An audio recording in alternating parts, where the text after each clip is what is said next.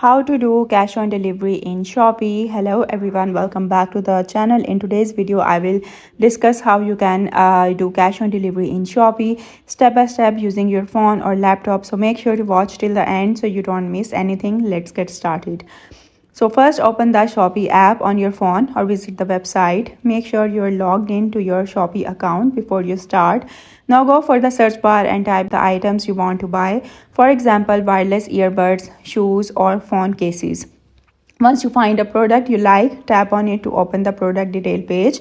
Scroll down a bit and look for the payment options section. If you see a label that says cash on delivery available or COD available, that means you can pay when your order arrives.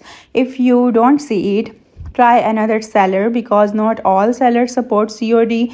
Next, tap add to cart if you want to keep shopping, or similar, tap buy now to proceed directly to the checkout page. On the checkout screen, scroll to the payment method section. Here, select COD. Double check your shipping address, phone number, and delivery details to make sure everything is correct. Once everything looks good, tap place order. That's it, your item will be shipped to you, and when that delivery rider arrives, you just pay in cash.